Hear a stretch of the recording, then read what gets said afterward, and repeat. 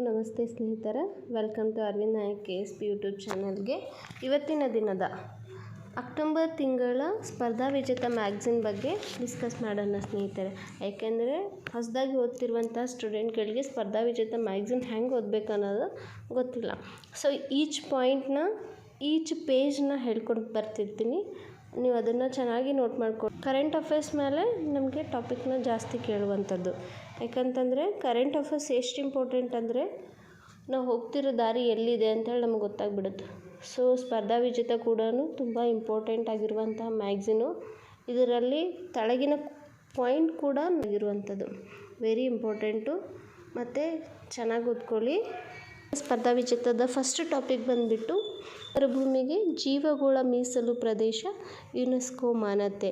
Indian cold desert biosphere reserve designated by UNESCO. 2025 September 27ರಂದು ಚೀನಾದ ಹ್ಯಾಂಗ್ಝೌನಲ್ಲಿ ಜರುಗಿದ 5ನೇ ವಿಶ್ವ ಜೈವಿಕ ಮೀಸಲು ಸಮಾವೇಶದಲ್ಲಿ ವರ್ಲ್ಡ್ ಕಾಂಗ್ರೆಸ್ ಬಯೋಸ್ಫಿಯರ್ದಲ್ಲಿ 21 ದೇಶಗಳು ಸೇರಿ 26 ಹೊಸ ಜೀವಗೋಳ ಮೀಸಲು ಪ್ರದೇಶವನ್ನು ಯುನೆಸ್ಕೋ ಜೀವ ವೈವಿಧ್ಯ ತಾಣಕ್ಕೆ ಸೇರ್ಪಡೆಯನ್ನು ಮಾಡಿರುವಂಥದ್ದು. ಒಳಗೆ ಎಷ್ಟು 18 ಜೀವಗೋಳ ತಾಣದೊಳಗೆ 13 ಜೀವ ತಾಣಗಳು ವಿಶ್ವ ಜೀವಗೋಳ ಮೀಸಲು ತಾಣಕ್ಕೆ ಸೇರ್ಪಡೆಯಾಗಿರುವಂಥದ್ದು. ಶೀತ ಮರುಭೂಮಿ ಜೀವಗೋಳ ಮೀಸಲು ಪ್ರದೇಶ ಭಾರತದ 13ನೇ ತಾಣವಾಗಿರುವಂಥದ್ದು. ಭಾರತದ ಶೀತ ಮರುಭೂಮಿ ಜೀವಗೋಳ ಪ್ರದೇಶವು ಯುನೆಸ್ಕೋದ ಜೀವಗೋಳ ಮೀಸಲು ತಾಣವಾಗಿ ಸ್ಥಾನವನ್ನು ಪಡೆದಿರುವಂಥದ್ದು. ಭಾರತ ಶೀತ ಮರುಭೂಮಿ ಜೀವಗೋಳ ಪ್ರದೇಶ ವೈಶಿಷ್ಟ್ಯತೆ ಏನು ಅಂತ ಇಲ್ಲಿ ಕೊಟ್ಟಿದ್ದಾನೆ. ಇದು ಸಿಟಿ ಜಿಲ್ಲೆಯ ಸುಮಾರು 7770 ಚದರ ಕಿಲೋಮೀಟರ್ ವಿಸ್ತೀರ್ಣವನ್ನು ಹೊಂದಿರುವಂಥದ್ದು, ಮತ್ತು ಅತ್ಯಂತ ಶೀತವಾಗಿರುವಂಥದ್ದು, ಒಣ ಮತ್ತು ಪರಿಸರ ವ್ಯವಸ್ಥೆಯಲ್ಲಿ ಒಂದಾಗಿರುವಂಥದ್ದು. ಮತ್ತು ಯುನೆಸ್ಕೋ ಜೀವಗೋಳ ಮೀಸಲು ತಾಣ ಜಾಲಕ್ಕೆ ಸೇರಿದ ಜೀವಗೋಳ ಮೀಸಲು ತಾಣಗಳು ಮತ್ತು ಅದರ ವರ್ಷ. ನಮ್ಮ ಭಾರತದಲ್ಲಿ ಎಷ್ಟು ನಮ್ಮ ಭಾರತದೊಳಗೆ ಎಷ್ಟು ವಿಶ್ವ ಜೀವಗೋಳ ಮೀಸಲು ತಾಣವನ್ನು ಹೊಂದಿರುವಂಥದ್ದು ಅಂತಂದರೆ 13 ವಿಶ್ವ ಜೀವಗೋಳ ಮೀಸಲು ತಾಣವನ್ನು ಹೊಂದಿರುವಂಥದ್ದು.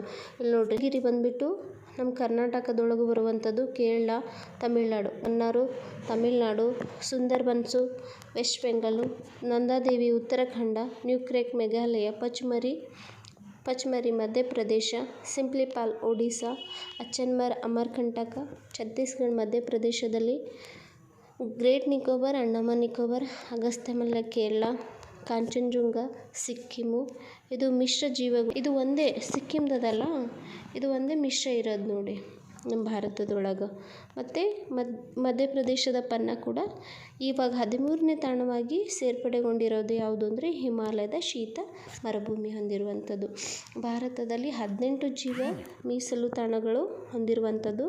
ಇಲ್ಲೆಲ್ಲನೂ ಕೊಟ್ಟಿದ್ದಾನೆ. ಅಷ್ಟು ಇಂಪಾರ್ಟೆಂಟ್ ಇದ್ದಾವೆ.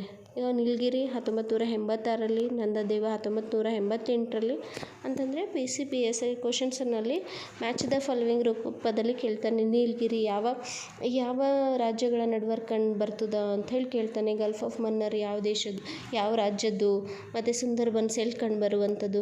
ಇವಷ್ಟು ಬಾಹೆಟ್ ಮಾಡ್ಕೊಳ್ಳಿ, ಯಾಕಂದರೆ ವೆರಿ ಇಂಪಾರ್ಟೆಂಟ್ ಇರುವಂಥದ್ದಲ್ಲ ಕೇಳ್ತಾನೆ. ಸೊ ಬಾಹೆಟ್ ಮಾಡ್ಕೊಳ್ಳಿ, ಇವಷ್ಟು ನೋಟ್ ಮಾಡ್ಕೊಳ್ಳಿ. ಆಮೇಲೆ 13ನೇ ತಾಣವಾಗಿ ಹಿಮಾಲಯದ ಶೀತ ಮರುಭೂಮಿ ಅಂಥೇಳಿ ನೆನ್ಪಿಟ್ಕೊಳ್ಳಿ ಸ್ನೇಹಿತರೆ. Indian cold desert biosphere reserve designated by the UNESCO. ಇದು ಒಂದು ನೆನ್ಪಿಟ್ಕೊಳ್ಳಿ. ಆಮೇಲೆ ಇಲ್ಲಿ ಮ್ಯಾಪ್ ವರ್ಕಲ್ಲಿ ಬಯೋಸ್ಫಿಯರ್ ರಿಸರ್ವೇಯರ್ ಇದ್ದಾವಲ್ಲ, ಯಾವ ಸ್ಟೇಟ್ನಲ್ಲಿ ಇದ್ದಾನಂತೇಳಿ ಸ್ಟೇಟ್ನಲ್ಲಿ ಚೆನ್ನಾಗಿ ಕೊಟ್ಟಿದ್ದಾನೆ. ಇದನ್ನು ಕೂಡ ವೆರಿ ಇಂಪಾರ್ಟೆಂಟು. ಇದು ಒಂದು ಸರಿ ನೋಟ್ ಮಾಡ್ಕೊಳ್ಳಿ ಎಲ್ಲರೂ. ಅದು ಕೂಡ ಒಂದು ಸರಿ ನೋಟ್ ಮಾಡ್ಕೊಳ್ಳಿ. ಈ ಪೇಜಲ್ಲಿ ಏನೇನು ಇಂಪಾರ್ಟೆಂಟ್ ಇದ್ದಾವಂದರೆ 18ರೊಳಗೆ 13 ಭಾರತ ತಾಣಗಳು. 13ನೇದು ಯಾವುದು ಅಂತಂದರೆ ಭಾರತದ ಶೀತ ಮರುಭೂಮಿಗೆ ಜೀವಗೋಳ ಮೀಸಲು ಪ್ರದೇಶ ಕೊಟ್ಟಿರುವಂಥದ್ದು. ಮತ್ತು ಇದನ್ನು ನೋಟ್ ಮಾಡ್ಕೊಳ್ಳಿ ಇದಿಷ್ಟು. ಆಮೇಲೆ ಇವು ಎಲ್ಲೆಲ್ಲಿ ಕಂಡು ಬರ್ತಾವೆ ಅಂತ ನೋಟ್ ಮಾಡ್ಕೊಳ್ಳಿ. ಇದು ಕೂಡ ಇಂಪಾರ್ಟೆಂಟು, ಎಕ್ಸಾಮ್ನಲ್ಲಿ ಕೊಟ್ಟಿರ್ತಾನೆ. ಸೊ ಅದಕ್ಕೋಸ್ಕರ ಸ್ಪರ್ಧಾ ವಿಜೇತದೊಳಗಡೆ ಇಂಪಾರ್ಟೆಂಟಾಗಿ ಮಾಡಿರುವಂಥದ್ದು.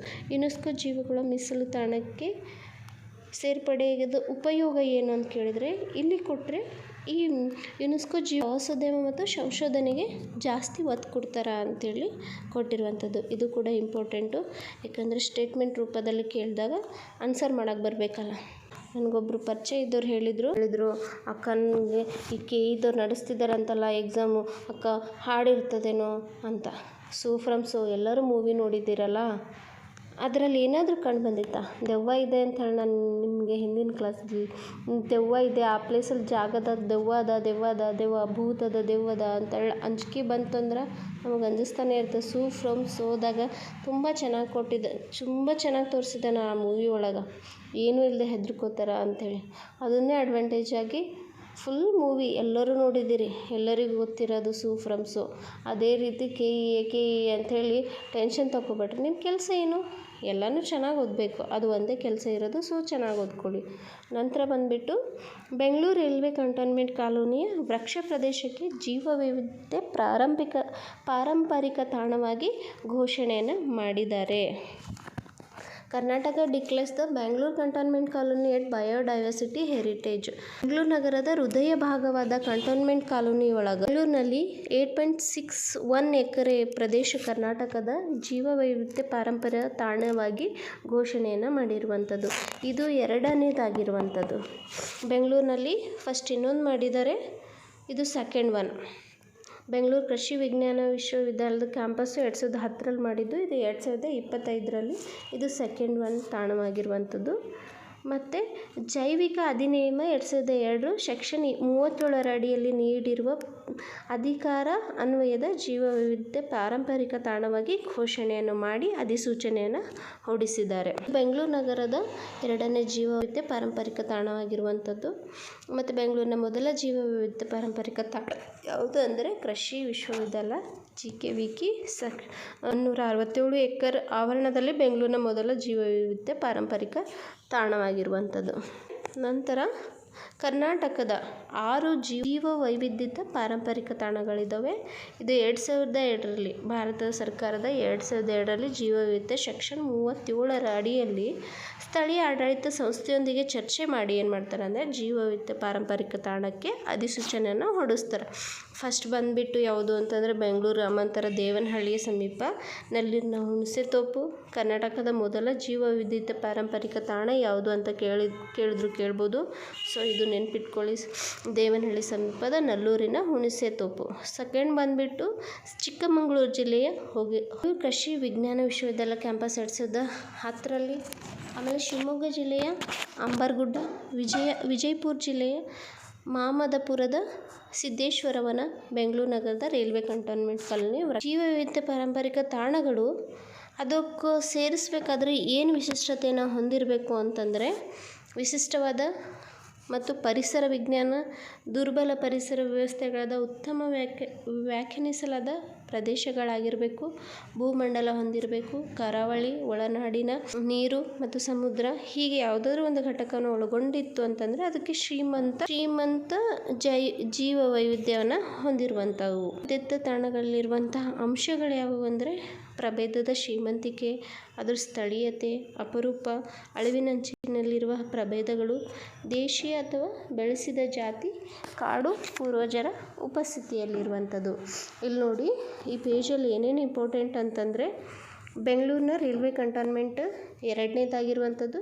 ಫಸ್ಟ್ ಬಂದುಬಿಟ್ಟು ಬೆಂಗಳೂರು ಕೃಷಿ ವಿಶ್ವವಿದ್ಯಾಲಯ ಹೊಂದಿರುವಂಥದ್ದು. ಮತ್ತು ಕರ್ನಾಟಕದೊಳಗೆ 6 ಜೀವ ವೈವಿಧ್ಯತೆ ಪಾರಂಪರಿಕ ತಾಣವನ್ನು ಹೊಂದಿರುವಂಥ ಸೆಕ್ಷನ್ ಅಡಿಯಲ್ಲಿ ಅಂತಂದರೆ ಸೆಕ್ಷನ್ 37ರ ಅಡಿಯಲ್ಲಿ. ಮತ್ತು ಇದರದ್ದು ಅಂಶವನ್ನು ಹೊಂದಿದಾಗ ಈ ಜೀವ ವೈವಿಧ್ಯ ತಾಣಗಳನ್ನಾಗಿ ಗುರುತಿಸ್ತಾರೆ ಅಂಥೇಳಿ ಈ ಪೇಜಲ್ಲಿ ನೋಟ್ ಮಾಡಿ. ಯುನೆಸ್ಕೋ ವಿಶ್ವ ಪಾರಂಪರ್ಯ ತಾತ್ಕಾಲಿಕ ಪಟ್ಟಿಗೆ ಭಾರತದ 7 ನೈಸರ್ಗಿಕ ಪಾರಂಪರ್ಯ ತಾಣಗಳು ಸೇರ್ಪಡೆಯನ್ನು ಮಾಡಿದ್ದಾರೆ. 7 natural sites from India added to UNESCO tentative world heritage site ಅಂತ.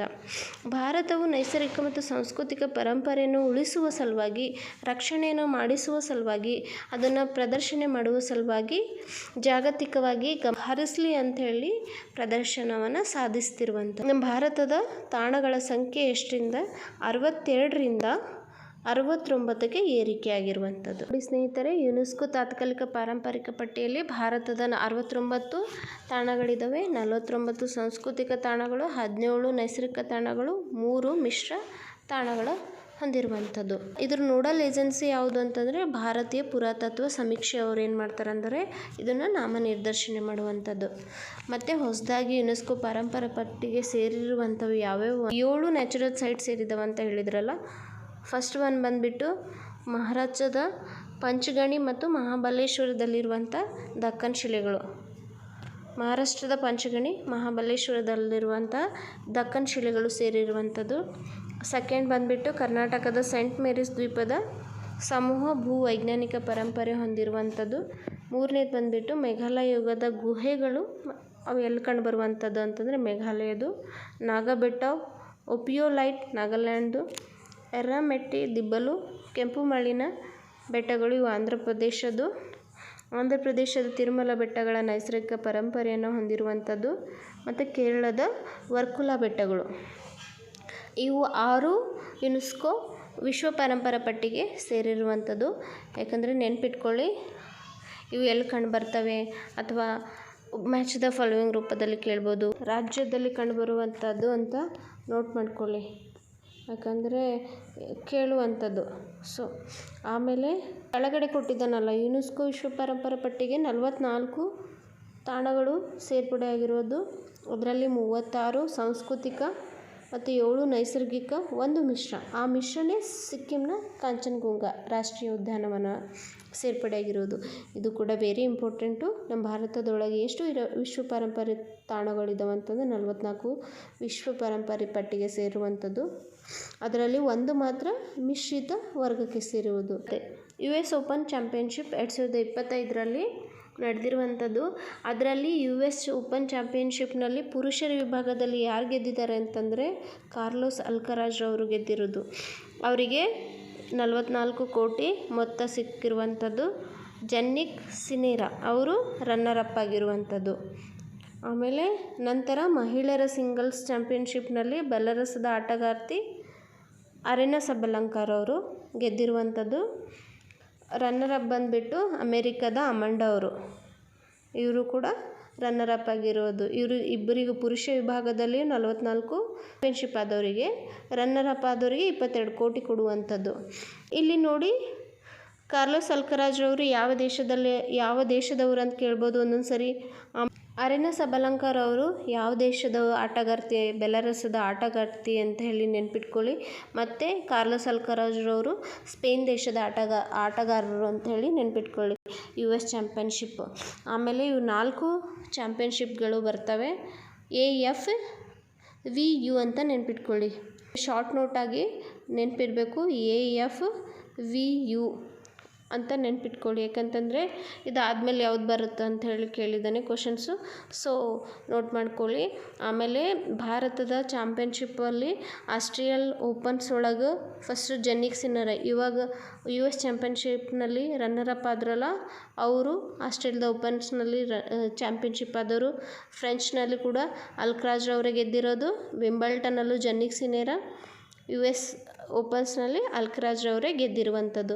ಮಹಿಳಾ ವಿಭಾಗದೊಳಗೆ ಚಾಂಪಿಯನ್ಶಿಪ್ ಆಸ್ಟ್ರೇಲಿಯಾದಾಗ ಯಾರು ಅಂದರೆ ಮ್ಯಾಂಡಿಸನ್ ಕೀಸ್, ಕೋಕೋ ಗಾಫ್ ಅಮೇರಿಕದವರು, ಈಗ ಸ್ಟಿಯಾಸ್ಟಿಕ್ಕು, ಅರೆನಾ ಸಬಲೆಂಕಾ ಬೆಲಾರಸ್ ದೇಶದ ಅರೆನಾ ಸಬಲೆಂಕಾ ಅವರು. ನಂತರ ಗ್ರ್ಯಾಂಡ್ ಸ್ಲಾಮ್ಗಳು 4 ಇದಾವಲ್ಲ, ಯಾವ ದೇಶದಲ್ಲಿ ಸ್ಥಾಪನೆಯಾಯಿತು ಅಂತೇಳಿ ಕೂಡ. ಆಸ್ಟ್ರೇಲಿಯಾ ಓಪನ್ಸು 1905ರಲ್ಲಿ, ಅದು ಯಾವ ಆಸ್ಟ್ರೇಲಿಯಾದ ಮೆಲ್ಬೋರ್ನ್ದಲ್ಲಿ ನಡೆಯುವಂಥದ್ದು. ನಂತರ ಬಂದುಬಿಟ್ಟು ಫ್ರೆಂಚ್ ಓಪನ್ಸ್ ಬಂದುಬಿಟ್ಟು 1891ರಲ್ಲಿ ಸ್ಥಾಪನೆಯಾಗಿದ್ದು ಫ್ರೆಂಚ್ ಪ್ಯಾರಿಸಲ್ಲೇ ನಡೆಯುವಂಥದ್ದು. ವಿಂಬಲ್ಟನ್ನು 1877ರಲ್ಲಿ, ಇದು ಹಳೆಯ ಚಾಂಪಿಯನ್ಶಿಪ್ ಆಗಿರುವಂಥದ್ದು. ವಿಂಬಲ್ಟನ್ ಲಂಡನ್ನಲ್ಲಿ ನಡೆಯುವಂಥದ್ದು. US ಚಾಂಪಿಯನ್ಶಿಪ್ಪು 1881 ನ್ಯೂಯಾರ್ಕ್ ದೇಶದಲ್ಲಿ ನಡೆಯುವಂಥದ್ದು. ಪೇಜ್ನಲ್ಲಿ ಏನೇನು ಇಂಪಾರ್ಟೆಂಟ್ ಅಂದರೆ ಪುರುಷರ ಸಿಂಗಲ್ಸ್ ಓಪನ್ಸ್ನಲ್ಲಿ ಚಾಂಪಿಯನ್ಶಿಪ್ ಪಡೆದವ್ರು ಯಾರು, ಮಹಿಳಾ ವಿಭಾಗದಲ್ಲಿ ಪಡೆದವ್ರು ಯಾರು. ಆಮೇಲೆ ಇಲ್ಲಿ ನೋಡಿ, ಪುರುಷರ ಡಬಲ್ಸ್ನಲ್ಲಿ ಯಾರ್ಯಾರು, ಮಹಿಳೆಯರ ಡಬಲ್ಸಲ್ಲಿ ಯಾರು, ಮಿಶ್ರ ಡಬಲ್ಸು, ಇದನ್ನು ಕೂಡ ಒಂದು ಸರಿ ನೋಡ್ಕೊಳ್ಳಿ ಕಣ್ಣು ಹಾಸಿ. ಇದು ಕೂಡ ಒಂದೊಂದು ಸರಿ ಮಿಸ್ಟೇಕ್ಲಿ ನಮ್ಮದು ಖರಾಬಿತ್ತು ಅಂತಂದ್ರೆ ಇಂಥ ಕ್ವಶನ್ಸ್ ಬರ್ತಿರ್ತವೆ. ಸೊ ಇದನ್ನು ಕೂಡ ಒಂದೊಂದು ಸರಿ ನೋಟ್ ಮಾಡ್ಕೊಳ್ಳಿ. ಯಾವುದೇ ಕಾರಣಕ್ಕೂ ಎಲ್ಲೂ ಮಿಸ್ ಮಾಡಬಾರ್ದು. ಸ್ಪರ್ಧಾ ವಿಜೇತ ಮ್ಯಾಗ್ಝಿನಲ್ಲಿ ಸಿಂಗಲ್ ವರ್ಡ್ ಕೂಡ ಮಿಸ್ ಮಾಡಬಾರ್ದು. ಸೊ ಇದು ಕೂಡ ನೋಟ್ ಮಾಡ್ಕೊಳ್ಳಿ. ಇದನ್ನು ಕೂಡ ಓದಿ.